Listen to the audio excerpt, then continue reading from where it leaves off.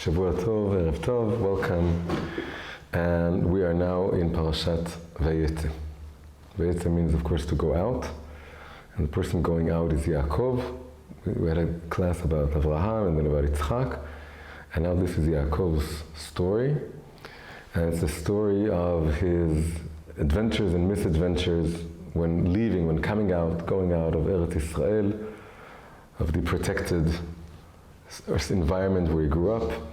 And now he's going to face real life, and real life being the land of Haran, and his uncle, and everything that befalls him over there. And the main story we're told is the story of how he ends up marrying two sisters.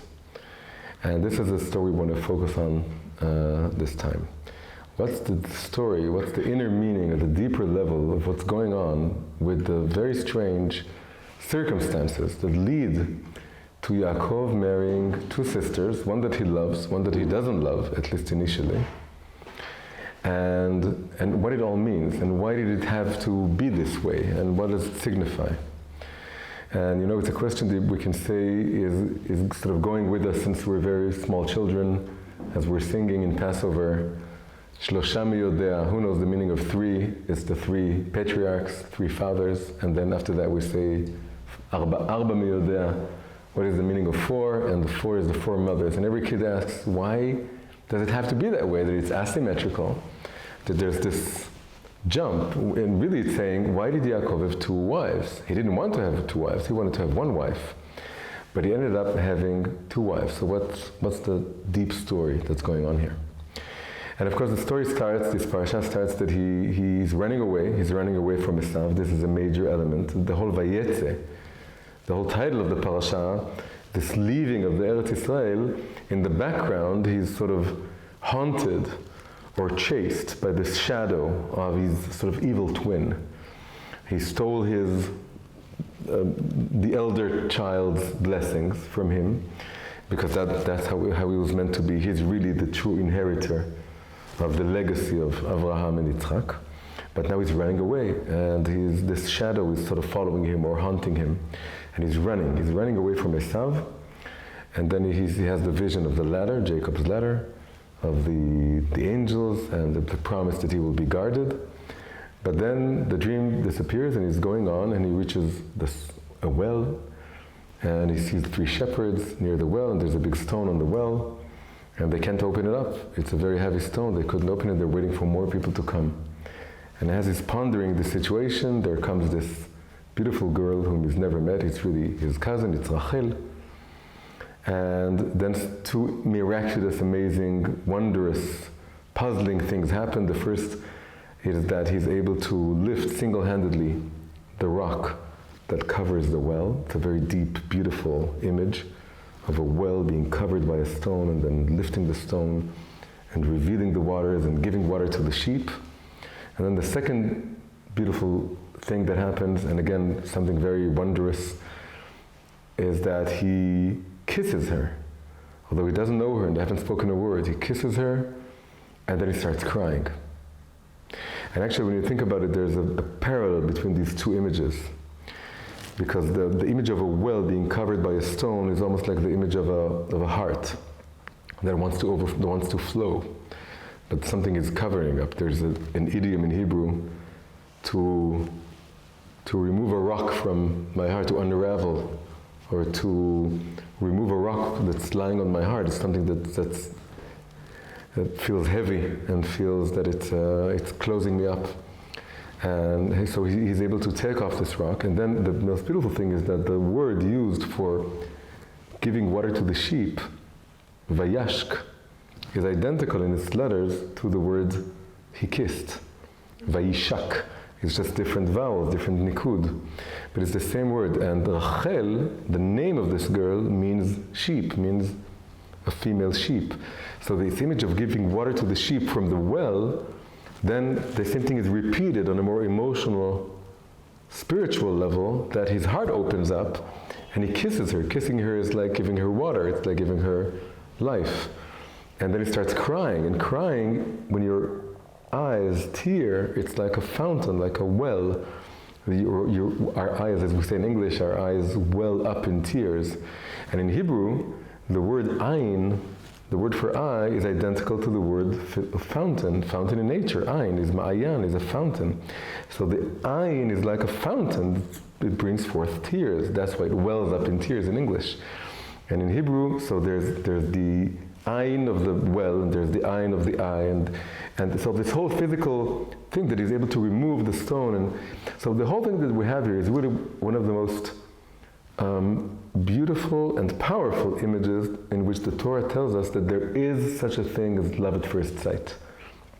Some people think it doesn't exist, and some very holy Torah people also say that don't be careful from misleading yourself into believing that there is such a thing as love at first sight, because it's misleading, it's wrong, it's imaginary. You're just throwing onto the other person your wishful thinking, but there's no such thing. Also the love at first sight, and then the tears coming out of the eye too.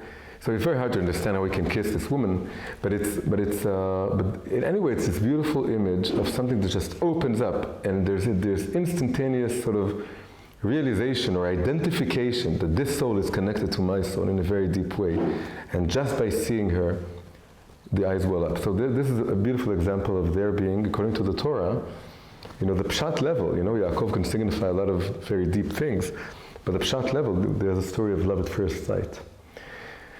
So the whole meaning of Yaakov and Rachel is this beautiful image of these two. The wells are like their hearts or their eyes that open up, and there's this instant identification and love at first sight. And then she takes him to her father, who's his uncle, Lavan, and he volunteers, he says, I will work 7 years.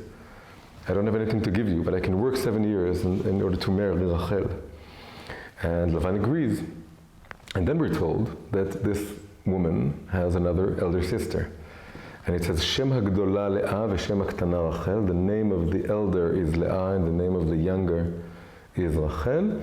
And then they're described as saying that Rachel hayta yefat toar v'yefat mar'eh, of beautiful appearance and beautiful countenance. There are several ways to translate this, but the major explanation is that yefat toar is like more external, it's like the proportions, and yefat mar'eh is more internal. Anyway, there's no one as beautiful as Rachel in the whole of the Tanakh.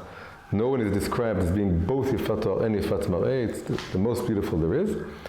But all we are told of Leah is ve'einei Leah rakot, and the eyes of Leah, like the description that corresponds to Rachel being so beautiful, is that her eyes were soft, and there are several perushim for what this means. Maybe she was sick, maybe she was crying a lot. The perush that says that she was crying hints at the fact that there is also some deep. He just cried, Yaakov, when he saw Rachel. So there's obviously some connection also between Leah and him, but it's not something that he can see clearly. And maybe even the description that Rachel was so beautiful is maybe a little bit from his own eyes. He sees the beauty of Rachel, he doesn't see the beauty of Leah so much. So she's there in the background, she's his elder sister, she doesn't go with the sheep, he didn't meet her on the well, he didn't cry, didn't kiss her, she's there. And then 7 years pass, and they are as a few days in his eyes. There's a dreamy atmosphere to this whole story. Yaakov, he founded the prayer, the night prayer, Tfilat Arvit. He's a nighttime sort of guy. It's that parasha starts when he's praying at night. Abraham prayed in the morning, Yitzchak prayed in the afternoon. He prays in the night when it's dark. And he has this, and all the dreams of the Torah start here. It's with this dream, and then Lavan is a dream, and then we have a lot of dreams in the continuation. It's this month, Kislev, that almost all the dreams in the Torah, we read about them in the month of Kislev, which is also the darkest, that's by Chanukah. It's when the nights are longest that we read about most of the dreams. And the first dream is this dream, or one of the first dream actually was Avimelech. But the second and the first of this series of Kislev dreams is Yaakov with the ladder. And the dreamy atmosphere continues when all these 7 years pass by as if they were just a few days. That's also a very dreamlike experience. But then comes the shock, the shattering of the dream, the awakening. the time of marriage comes, and the marriage is held, and the bride is brought into the marriage, and the bride must be covered up, because we know that it wasn't Rachel, it was Leah. Lavan cheated him, and during the wedding he didn't know this, and they went into the tent and they consummated the marriage. But then when he woke up in the morning, it says, Vehine hi Leah. 3 simple words, and there was Leah. Vehine hi Leah. Total surprise, total shock. The elder sister, the one that he didn't fall in love with, he didn't love her, he was not interested in her. She was just some figure in the background. All these 7 years he was looking at Rachel and waiting for the moment they will be together. And then wakes up in the morning, Vehine hi Leah. Why was this thrust upon him? Why did he find himself in this situation? He comes to Lavan, he's angry. He says to Lavan, why did you cheat me? I worked for 7 years for Rachel. And then he tells him, it's not a custom for us. It's how do you say? It's not uncustomary. It's not that we marry the young girl before the elder girl. We have to marry the elder girl. And of course, it's just a big cop-out. He was lying. He was cheating. And he says, well, you can have the Rachel also. Just wait 1 week, the week of like the Sheva Brachot, of the week of the marriage. The marriage is held for a whole week, like a feast. And then you can marry Rachel, but then you have to retroactively work 7 more years for me. And of course he agrees, and that's what happens. He marries Rachel 1 week later, but then he has to work 7 more years. And actually ends up working even 6 more years after that. That's why it ends up being 20 years altogether with Lavan. And then it says that he loved both of them, but he loved Rachel more. That's what it says, that he loved Rachel more than he loved Leah, which implies that he did love Leah, but less. But then the next verse says, God saw that Leah was hated, was really unloved. And you can say, but we just said that he loved Rachel more, which means he did love her. So you can say that if just the fact that you can love someone more and you don't, that means you're a little bit hated also. There are 2 sides to this. It's not when you receive less love than your sister or than someone else is receiving. So anyway, this thing is there's something very difficult going on here and very hard. And in fact, the first 3 children Leah has are all named after her sorrow for not being loved by her husband as she would want to. So now what is going on here? Now the explanation begins to appear in a famous, very basic midrash, which says that just when all these children were born, Yaakov and Esav, children of Rivka, and Rachel and Leah, who, by the way, there is an opinion that they were also twins. Rachel and Leah. There's one midrash that says so. And then people would say, well, since Rivka gave birth to 2 sons, and her brother Lavan gave birth to 2 daughters, then let's do the matchmaking. It's very simple. It was very customary to wed cousins, and then it says Hagdola lagadol, v'haktana lakatan. The elder should be with the elder girl should marry the elder boy, and the elder son and the younger girl should marry the younger sister should marry the younger brother. And then Leah heard this, and then she went around and asked about Esav. And people told her, so anyway, just before we go on, this beautifully explains the miraculous love at first sight between Yaakov and Rachel, because they were literally meant to be married ever since they were born.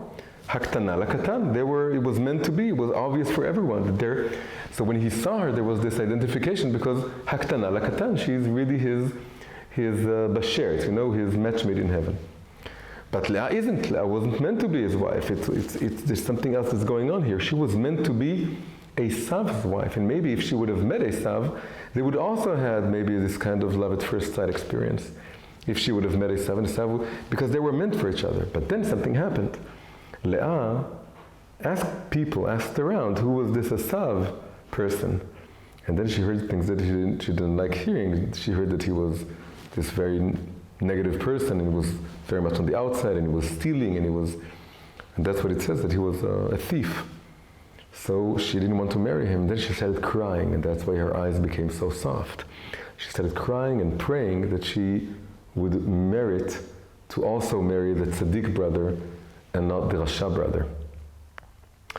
And the cheating was not just Lavan, it was Leah and Rachel together operating in the background to have her marry Yaakov. So what is why does Yaakov, right, this is all like this terrible thing that Lavan did, or maybe even the sisters cooperated. But of course, nothing is happening by chance, and there's something going on here. And the deep reason why this is going on, it's all coming from Hashem. In Kabbalah, Lavan symbolizes this kind of supernal divine whiteness, this Kabbalistic notion of a Loven Elyon. And so he was a Rasha, he was doing something for his own interests. But really, it's all divinely ordained. And Yaakov was to marry Esav's future or destined wife. Why? So the story goes that the whole story of Yaakov, from the moment he was born, is to follow in Esav's footsteps and to, so to speak, inherit or contain or absorb his lights. Esav is really a higher soul than Yaakov, according to Kabbalah. He belongs to the world of Tohu. It's a world of great lights, great energies, freedom, creativity. The fact that he's going out, he was a man of the field, as opposed to Yaakov, who was an introvert, a man of tents. And so the whole journey of Yaakov, Vayetze, Yaakov, out, is really part of his journey to inherit the lights, the energies of Esav, which are spread out outside in the world. So Esav was, from the very beginning, it was outside, and Yaakov was more introverted, more on the inside. But his goal, his destiny, his mission is to inherit those lights. And it starts when he's holding onto the heel of Esav. He's sort of following in his footsteps or on his heels. And then later on he buys the elder status from him, being the elder son, being the inheritor, the spiritual inheritor, he buys it from him. And then later on, Rivka tells him to impersonate Esav and to also inherit the blessings of the elder son. And then the continuation is that the next step is that he needs to marry the promised wife of Esav, the one who was meant to be Esav's wife. She didn't want it either. She made this twist. She's identifying the fact that she needs to be Yaakov's wife before Yaakov identifies it. She's one step ahead. She knows that part of his thing is to inherit all the light, all the energy, which includes everything she has to give him. She needs to give him also a lot of light and inspiration and wisdom that he doesn't identify this yet. Why? Because he's not on her level. She's on the level of Esav. Leah. Yaakov and Rachel belong to a more earthly, more mundane level of reality. And that's why they identify each other instantaneously. But then there's a higher level of Esav and Leah. And Yaakov is meant to grow and mature and reach the level of Esav, and then he would immediately identify that Leah is also his spouse. She's also something that he needs to learn and to receive everything he should receive from her. But he doesn't see it yet because he's only Yaakov. He's not yet matured enough. He hasn't contained enough the lights or hasn't confronted enough Esav in order to realize. But she does. She's on a higher level than him. And the reason he doesn't love her, he doesn't like her, and this whole wedding needs to be forced upon him is because he can't see yet, because she's on a higher level than him. He can't see the beauty and the value and the wisdom of everything that she represents. When does he finally reach this level and he becomes Leah's equal and becomes her match? That happens in the next parasha when he fights the mysterious angel during the night, which Chazal tell us is really the angel of Esav, the root soul of Esav. And when And you can say that for 20 years he was running away from Esav. What does it mean running away from his evil twin? It's like repressing that side of him. There's this evil twin haunting him in the background, but he's running away. Running away even though he's still trying to absorb these lights. So it was Rivka sending him to, face reality, face the outside world, but in a way, in a very deep way, he's running away and suppressing, we can say, like this whole existence of. But then, as he's coming back, Vayishlach, next parasha is when he's coming back to Eretz Yisrael, and now he can't repress it anymore. He has to face Esav again, and just as he's about to cross the river and go to Eretz Yisrael, he confronts this mysterious angel, which is really it's like his own shadow, or the twin within him, the part of Esav that's within him, that he's been running away from all these years.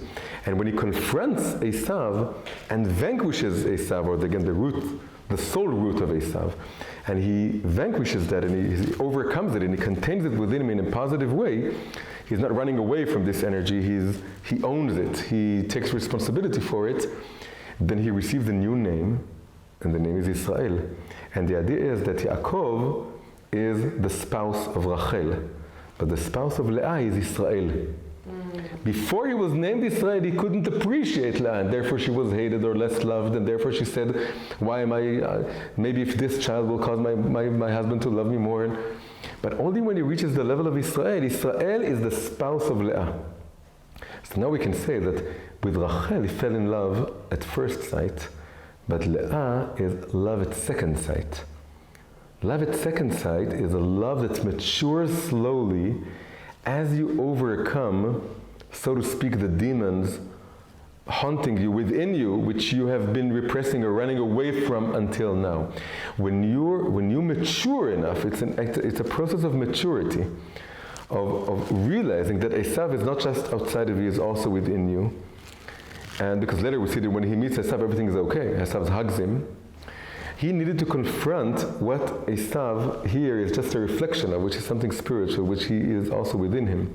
And when he faced that, when he confronted that and won over it and became from just Yaakov to be Israel, he could suddenly see the beauty and value and wisdom and everything that Leah represents. And she became, so to speak, his. But what happened at that moment with the spirit of Esav that made him able, with Geber, to reach that? Well, he was just finally confronting it. He was running away from it. When you confront it and you realize, I can't run away from it and repress it, push it outside of me. It's my destiny. This is where my future self lies. My future self lies in realizing that I need to have all those energies. Everything that I say only belongs to Esav. He wants to live in a very simple, holy, protected world. He can't. He's confronted Lavan, he's confronted. But you have to go all the way with this. All the way is to see that there's the root of Esav, this adventurous spirit that goes, when you live just in your tents, you only love what you understand and what, enters your vessels, like Rachel. But it's hard for you to go out and experience the unexpected and the difficult and the thing that doesn't reflect you, the thing that's the opposite of you. And Esav loves that. He's a very adventurous type. He loves to go out and face reality and fight reality. It's not in a holy way, it's not a rectified way. But this spirit of confronting what's hard and confronting hardship and not running away from it, that's a very positive thing. You just need to use it, not in a way that you hunt it or you kill it or you win over it, in a way that you find the spark, the divine spark, how Hashem is talking to you. You find the Leah type, the Leah person. So when he vanquishes the enemy, which is also within him, and now there's a beautiful gematria that sort of reflects this beautifully. Then we have two names, Yaakov and Israel. And if we do the numerical value, we calculate the numerical value, Yaakov is a much smaller number. Yaakov is 182. And Israel is 541. So there's a very big... 182, that's Yaakov. And Israel is 541. We can do the math afterwards. And then, so we can say, well, it's interesting to see what words we can find to fit in the gap. what did Yaakov have to add to himself in order to become Israel? So the number is 359. You just subtract. And you have 359. So it's a bunch of words, like every number of a decent size. So it's a number of words, but the most simple, to get from a word to a number, you just calculate. To get to a number from a word, you have a lot of options. And you have computers doing this for you now. So, but the most straightforward way to translate from a number to a word is just to take the digits.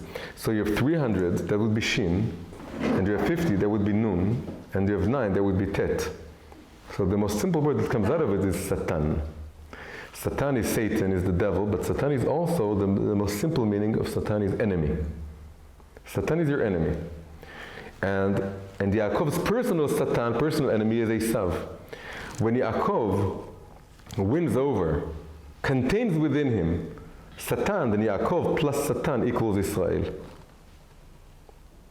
That's a strong, powerful idea to come into the class hearing. Yaakov plus Satan equals Israel. What Yaakov is missing in order to become Israel is to contain within him all the powers, all the energy of the Satan, of the devil, so to speak, and his Satan, his devil is Esav. So when you don't see the Satan, your enemy, as just your enemy, and you realize it's a reflection of part of you, it's your ego, it's your unbridled energy that needs to be bridled somehow, and you tame that horse, and you tame that wild energy within you, it becomes from a Satan, from a devil, from something that's the opposite of you, something bad. It becomes what makes you, what turns you from Yaakov to Israel, what brings about your maturity. Not yet. You have to earn it. You have to be here some more time.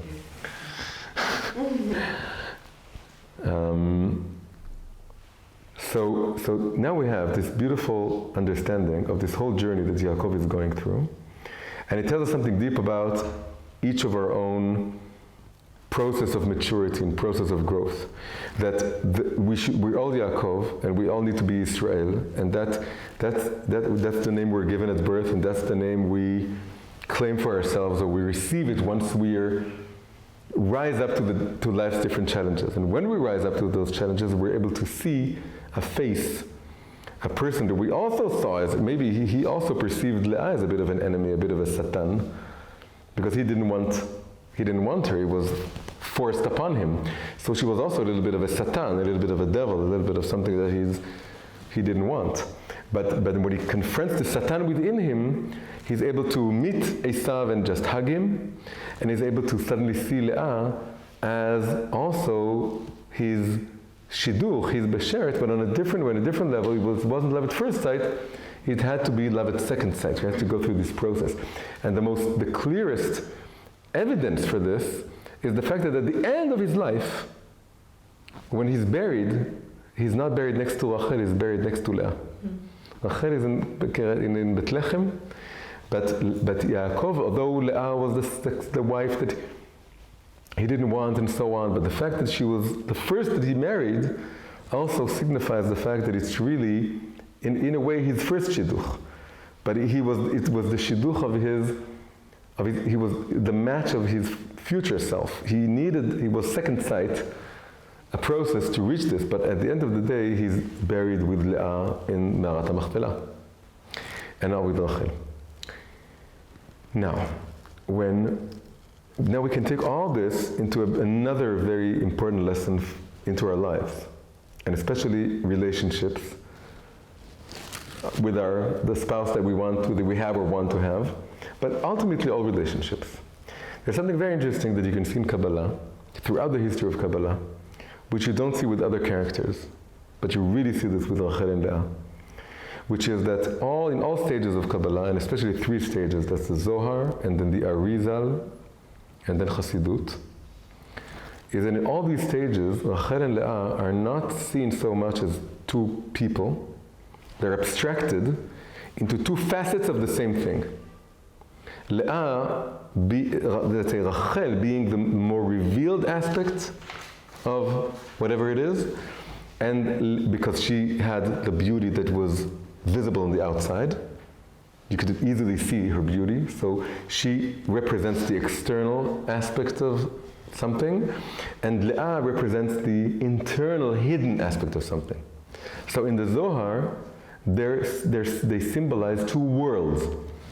Rachel is the revealed world, Alma De'itgalia, and Leah is the hidden world, the world of spirituality, the hidden world, the hidden level of reality, the level of secrets, the level of deep knowledge. And then Yaakov, first only loving Rachel, is Yaakov being in the first only embedded within nature, within the revealed aspect of reality, and then forced to confront the hidden aspect of reality, and then finally receiving a part also of that. So in the fact that he ends up marrying both means that he's holding on to both worlds. Then when we move on to the Ari, 16th century Kabbalist in Tzfat. This is Zohar, right, you said? That was the Zohar. The Zohar is two worlds. And then in the Ari, it becomes two partzufim. It's something like archetype or face or aspect of what? Of divinity itself. Not just of reality, of divinity. Divinity is made up of a lot of partzufim, facets or aspects or personas. And one of the and the more hidden level of God, his secrets and what comes about in Kabbalah, that's partzuf Leah, the hidden face, the higher face. And the more revealed aspect, which is then revealed in the revealed aspect of the Torah, or manifested in the revealed aspect of the Torah, that's partzuf Rachel. It's Nigle and... It's like Nigle and Nistar in the Torah, which is God's word. So it's part of divinity, really. And then as we move on to Chassidut, it becomes, right, if you know the Baal Shem Tov has, he sees reality is made up of three levels: Olamot, Neshamot, Elokut, worlds, souls, divinity. So Zohar talked about two worlds. The Arizal talked about divinity having two personas. And then the Chassidut goes to the middle level, the level of souls, the level of the psyche, and then sees Leah and Rachel as two aspects within each and every one of us. Leah being thought, and Rachel being speech. Speech is what we're able to reveal outside, what we're able to convey to other people. And then we're just able to say what we feel. And saying it, bringing it on the outside, that's the Rachel part of us. But the more hidden part that's within us, and sometimes it's even hard for us to be fully conscious of it, is the Leah aspect. And marrying both is being connected to both your aspects, being able to reveal, to speak your true thoughts, not just to have them in the inside, not just to have... Ultimately, we want to combine these two wives. That's the whole idea of all these Kabbalists, seeing them as two aspects of one thing, just like Yaakov and Israel are two names of one person. We want Leah and Rachel to be two aspects also of one person, of each and every person. And we want to have both levels. But now, taking this idea, we come up with a beautiful, beautiful, very practical advice. So Chassidut talked about Rachel and Leah within us. But let's say we're looking at this story from the point of view of Yaakov. And then Rachel and Leah become the two aspects of the other person. The person in front of us. Not the me, the you. If it's a relationship, it's my spouse. If it's other relationships, then it's the other person. It's my parent or my child or my brother or my friend or my employer or my employee. It's the other person. And now we can say, well, now that we're not talking about two women anymore, we're talking about two aspects of one person, we can call Rachel the revealed aspect of the other person, and Leah is the hidden aspect of the other person. There's a revealed face and a hidden face. And now the story reads in the following way. We have Yaakov, he meets a woman, he just sees her revealed face. He doesn't, maybe gets a glimpse of it, because we're told that there's his elder sister. Maybe gets a glimpse of the other face, but he doesn't really realize it's the same person, or that it's part of this person. So he just looks at what he can see. He sees Rachel. Rachel is everything he wanted, everything he wished for. He loves this person, this face, this part of this person.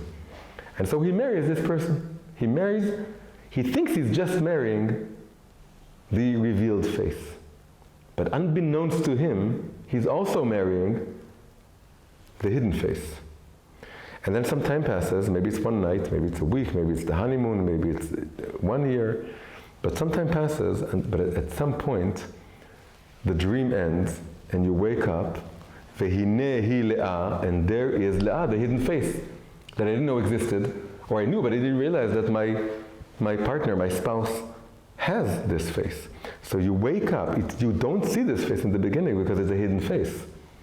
And if you would see it, you wouldn't marry it. If I would have known this, I would have married this person. I didn't know, but it's bound to happen because every person has a lot of layers and faces. And so you love Rachel and you marry Rachel, but then package deal, you also get Leah on the inside. And then you realize, I've been cheated. I didn't know. And every person who ever married will tell you this. That's happened to him at some point or another. Sooner or later, and usually it's sooner, but always after the wedding. Because again, that's part of the deal, that's part of the trick. You wouldn't marry if you would see it, so it's hidden from you until after you marry.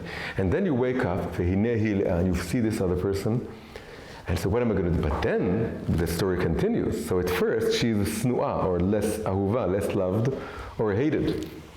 And then you feel sorry for yourself, and then you curse Lavan, you curse reality or destiny or God, or who forced this part of my spouse's personality that I never wanted. You don't know yet that she's the mother of 7 of your 13 children, most your children, most of the food that's going to come out of the wedding. She's the mother, all the kings and all the priests are going to come out of Leah. But for now, you don't like her. You don't like this person. Until you stop running away from Esav, the Satan, the enemy within you. You can even demonize this aspect of your spouse. So this is like a devil. But really it's a reflection of my own devil, of my own Satan, the Esav within me, the ego part, the ego aspect, the part of me that I haven't contained in a rectified manner. It's really the biggest gift that I have, this persona, because it tells me, it shows me that when I mature, when I reach my future self, then I will love this other persona. But then I need to grow now. So if I wouldn't have this challenging aspect of this spouse's personality, it wouldn't allow me to grow. So that's the really biggest gift I have. I just need to stop running. I need to confront it and win it over within me and become more refined and rectified, and then I gain the new name Israel, and Israel is the spouse of Leah, of this other person. So it's really just, I have to rise up to the challenge of this. Whenever the other person challenges me with something which I dislike, it's the opposite of what I like, it's something I don't love, I don't love it not at first sight, and I need a lot of. Einei Leah Rakot also means that her beauty was inside her eyes. You need to le'ayen. Le'ayen is to look deeper into her eyes in order to see the beauty. And that's a work on your side, on your behalf. You need to work. You need to become from Yaakov to Israel. And that means facing your demon, your Satan, and then you can see, in Megillat Esther, there are 2 expressions for liking another person. One is when the other person is motzeh chen be'enai. The other person sort of finds in my own eyes grace. It's like we reflect in each other in our eyes. But there's another expression which is called noseh chen. Noseh chen is not to find within the other person my own grace, which I identify because they're so similar to me. Noseh chen is when I find a different kind of beauty in them that's not my beauty, and I have to carry it. And it's like noseh hafachim, to carry opposites and to put them together. And so Rachel, she was motzet chen. He liked her because he saw his own beauty reflected in her eyes because they're so similar. But Leah is very different. Leah belongs to Esav, which is the unrectified part of himself. So he needs to.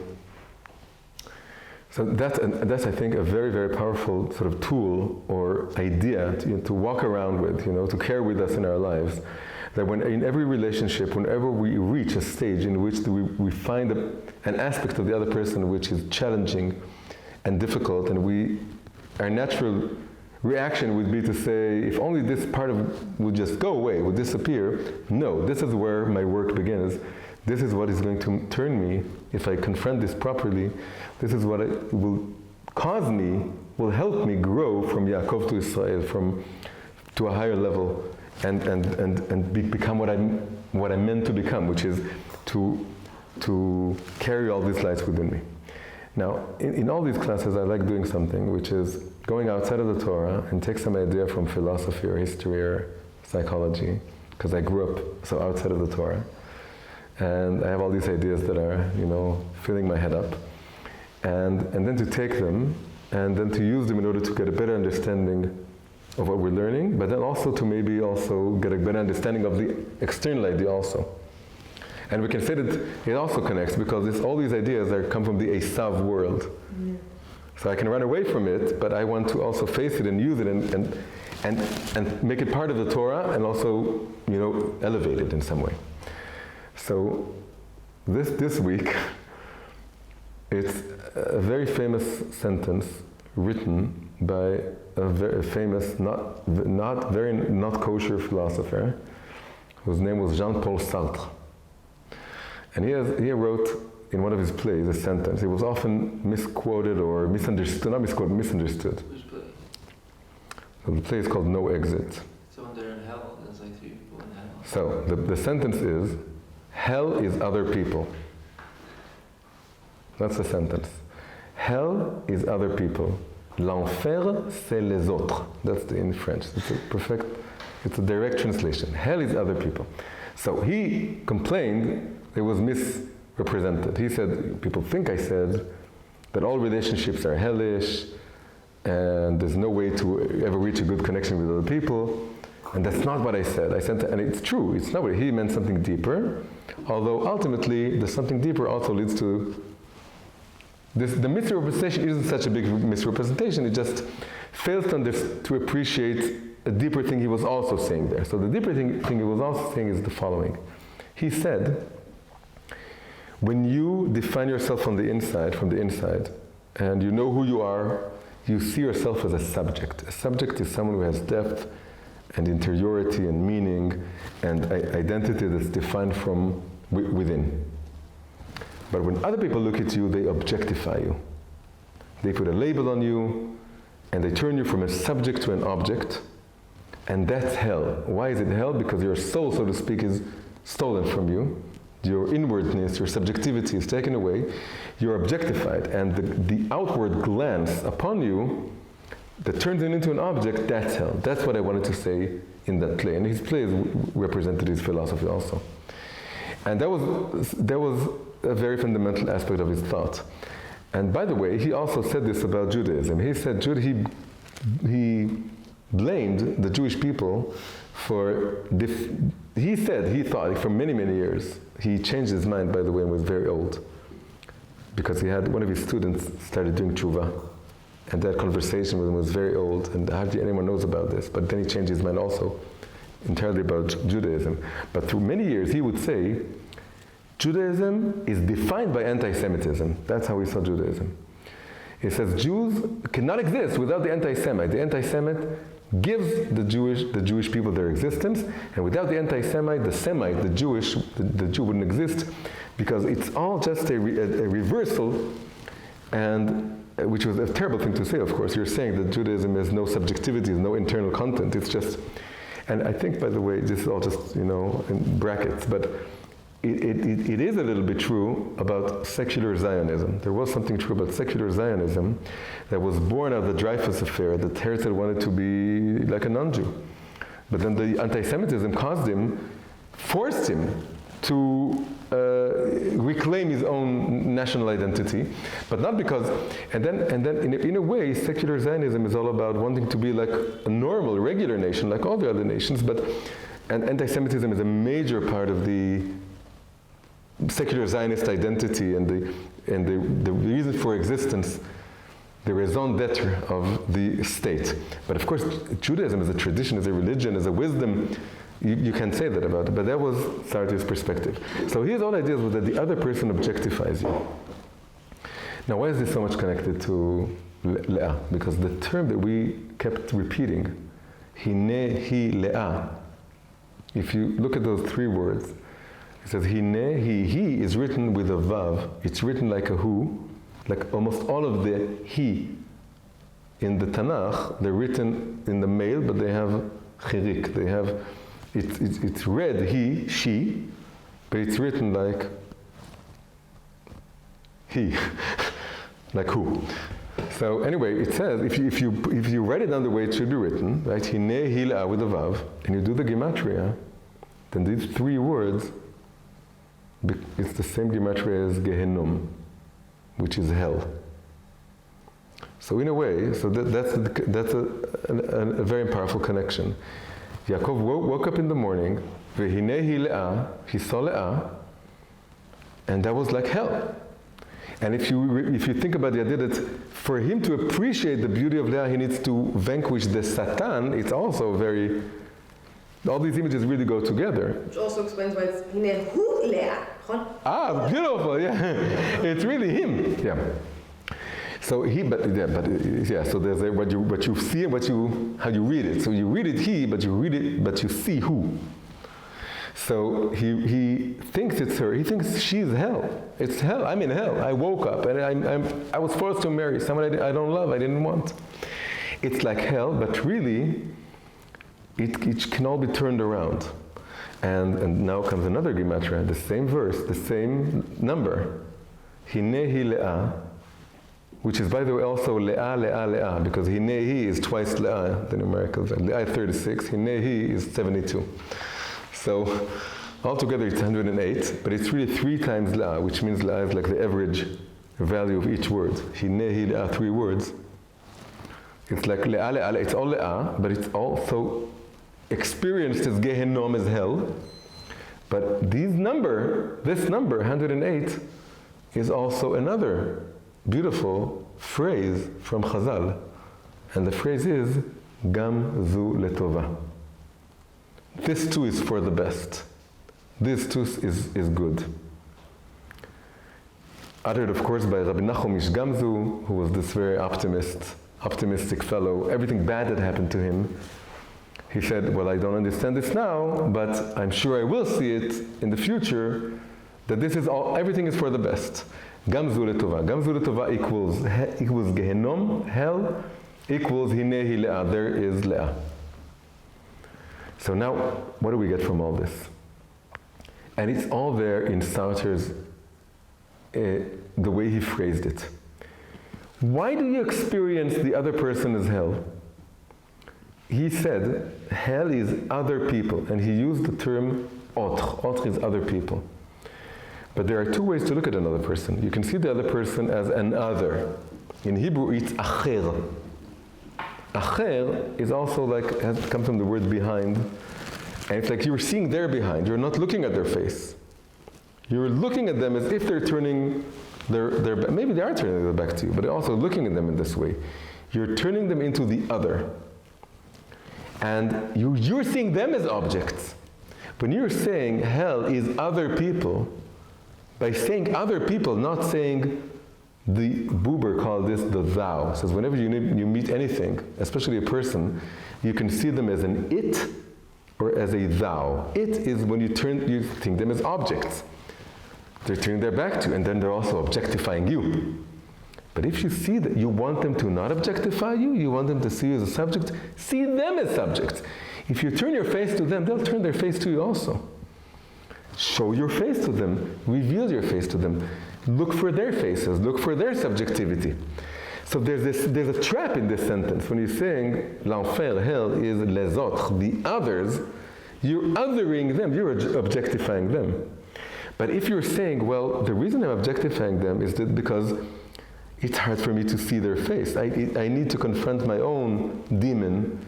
The reason I experience them as hell is because there's an hell within me. There's a Satan within me that I have to vanquish. It's my ego. It's part of me that doesn't want to confront negative. It just wants to be in my comfort zone and to just have everything going my way. But if I confront this ego part and I win it over, and then I'm able to seek the face of the other person, to look for their subjectivity, they will also, the other person is your mirror. In Hebrew there's a word that I don't have. It's called zulat. Zulat is like the other person, but it's a good way of looking at the other person as a thou, not as an it. When you say the word, so it's two words in Hebrew, acher, that's other, otherness, and zulat. Zulat is not counterpart. Zulat is, again, Buber said thou. It's the other person as another subject. It's the other subject, not the other as an other, the other as another soul with a face, with a subjective dimension. So if you look at other people as others, autres, other people, then you experience them as hell. That's just a reflection of your own hell, because you're not looking to really confront the person who's not as nice going and what's the word? Machmi. That compliments you, like Rachel. It's the Leah aspect. The Leah is the hidden aspect of the other person. That's harder to see. And you need to do some internal battle. You need to do some work in order to see the hidden face of the other person. And if you don't, you experience them as hell. You say, no, they're objectifying me. They don't see my own, how deep I am, and my own description and my own identity that I see. But that's because you're not looking at them also. And now this whole is reflected in a beautiful idea. It says in the Gemara that in Eretz Israel, whenever there was a marriage, then under the chuppah, the person organizing the marriage would say to the groom, which is it going to be, matzah or motzeh? Which means found in the past tense or finding in the present tense. Is it going to be you found, or is it going to be you find now? So what does this mean? It hints at two verses. One very positive, one very negative. Matzah, found in the past, is a verse from Mishlei, Proverbs, that says, Matzah isha, matzah tov. He who found a woman found good. It's a very positive description of marriage. The other verse, also written by King Solomon, but in Ecclesiastes, in Kohelet, is an extremely negative verse. It says, Motze ani mar mimavet et haisha. I find woman to be more bitter than death. Written by the same person. He was an expert in women. He had many wives. And so what was the meaning of the question posed under the chuppah? Is it going to be like you found a woman and you found good, or is it going to be you find a woman to be more bitter than death? Then the question was posed to tell you, you can approach the other person, your wife, the spouse, in two different ways, and it's up to you. And then the explanation given in Chassidut is that why is the positive first positive? Because it starts with matzah isha. You're looking for the other woman, for the other person, you find it, and then you find good. But the negative verse, how is it phrased? Motze ani mar mimavet et haisha. It's not I found, it's found I, the woman, to be more bitter than death. By the way, more bitter than death is hell. That's really, that's hell. So it's going to be a hell of a life. It's going to be, not in the good sense, your life is going to be hell. If what you find is not the other person, it's you. Motze ani is you only find yourself. You have your ego standing between you and the other person. You don't rectify it, you don't refine it, you don't win over it, you don't incorporate it into yourself. This ego, unrefined, unrectified, that's all you find. That's all you're looking for. You're absorbed in yourself. You're saying, I'm a subject. Other people are objects. But I'm a subject. And when I meet a person who's challenging me, who's giving me a hard time, who's not as beautiful and as comfortable and as that I easily fall in love with at first sight, it's the person that then my ego stands in the way, and then I experience them as more bitter than death or as hell. But then it's up to me, I can change it. I can move away from the verse, find I to the woman to be as bitter, and that she becomes bitter, right? It's not her, it's me. I can move to, you found a woman, you found good.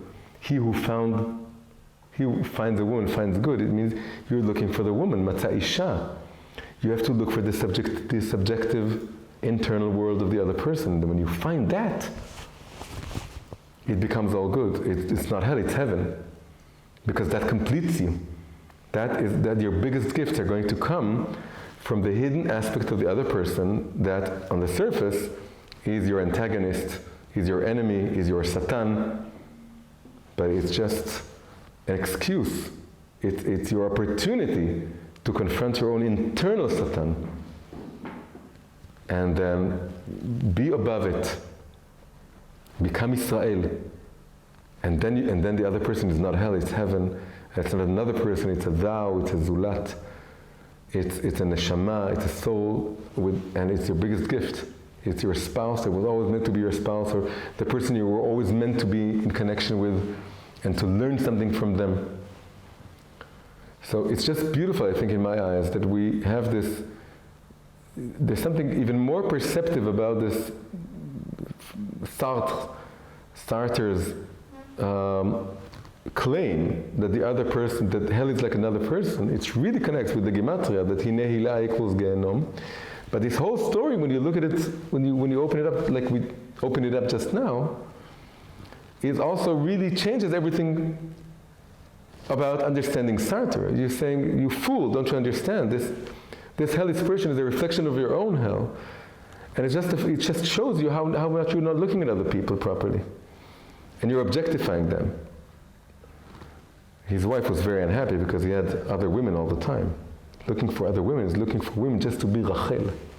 His wife was like Leah, but he ran away from Leah. He just wanted another Rachel, another young student girl who would be Rachel. We're told is like a silent sheep that lets people cut her wool. Rachel ne'elama bifnei gozezeh. There's a verse.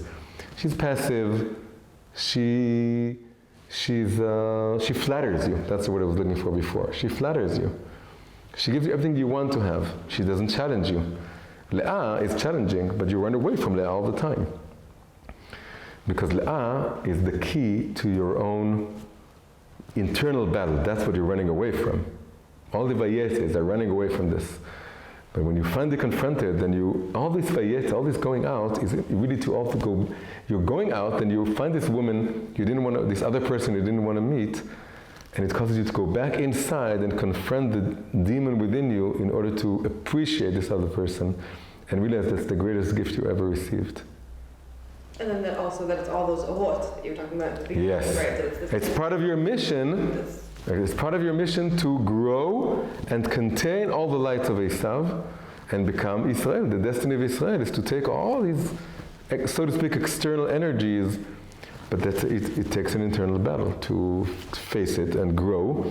And part of these lights is seeing the curse, realizing that the curse is really a blessing.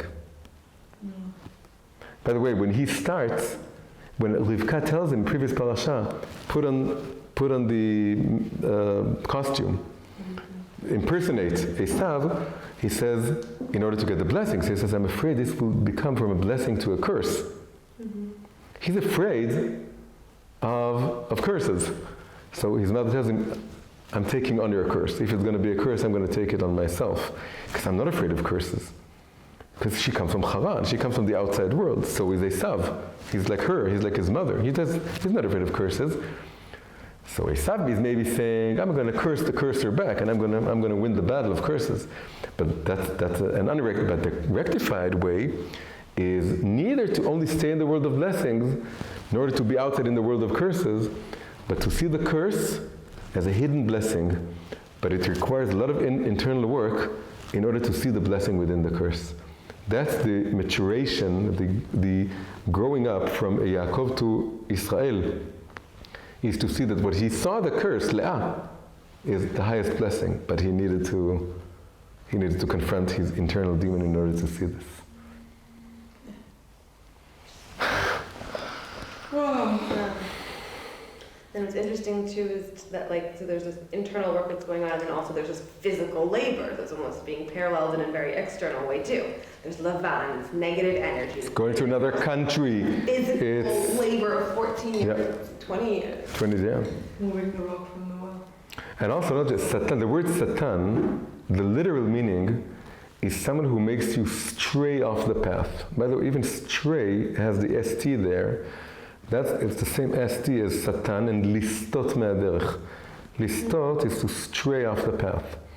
And also it has to do with the word leshotet, which is to wander around. You can say that all the wandering around in the world, all the shotetut, all the coming off the straight road. Yaakov wanted to live in tents and live on a straight path. But then your mother tells him you have to stray off the path. And you have to walk, that's where the adventures are, and that's how you're going to grow. So the Satan has to do with going off the straight path. That's also, it has ST, so you stray off the straight path. And then when you're straying off, then you meet all kinds of devils, all kinds of enemies, all kinds of confrontations that reflect your own internal enemies, helps you do the internal battles, and then you turn all the curses into blessings of all these external, like you said, journeys and battles and confrontations. So basically, all external confrontations and battles and wars are really just an excuse for you to confront an internal battle. And when you win the internal battle, everything is sweetened. Leah becomes your wife forever and ever. You're buried with Leah, and Esav becomes your friend, and you hug. And you're still limping. It's a process. It's not totally finished, but it's a major step in the process. The limping tells us, he comes out of the battle limping, that this process is still going on. The people of Israel need to continue absorbing properly the lights of Esav until the coming of Mashiach. It's like this whole journey that is still going on. We all still need to. We all need to become from Yaakov to Israel in order for this to be complete.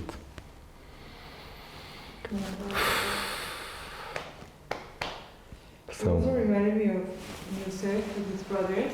When they see him and they say that they saw him merachok, from far away. Mm-hmm. And I remember reading in Orach Chaim on that pasuk that says that they decided to see him as something far, like far away. That was the only way wow. they could do with it. That they could, That's how they could kill him, or propose to kill him, or throw him into a pit. When you otherize him, when you're turning him into something distant and exactly.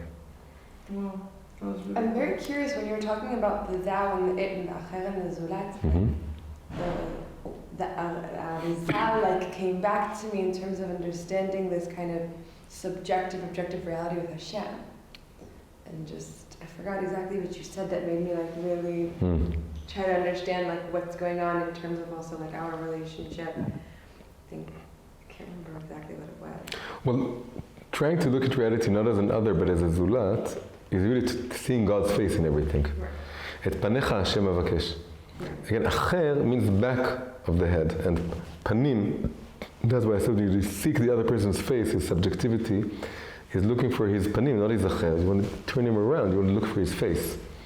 And then it's also with the word panim, we want Hashem Ya'ir et panav aleinu, right? So there's almost a reality of, am I going to give him my, right? What is this relationship between me giving him my face so that he can give me his face? I think there was where I'm trying to formulate this kind of dual understanding. If you seek Hashem, you seek God, He'll also seek you back. And if you don't, He's very modest. He's going to hide it. He needs you to turn your face to Him. It's like that relationship of the Kruvim. Yeah. And when there's a connection to Hashem, the Kruvim are looking at each other. Hi, if you've gotten this far, you've probably enjoyed the class. If so, please consider supporting me on Patreon. Patreon is a platform designed to help independent creators receive financial support from their followers. These classes take time and effort to make, and any amount really helps. You can check out the link to my Patreon account in the description below. Thank you.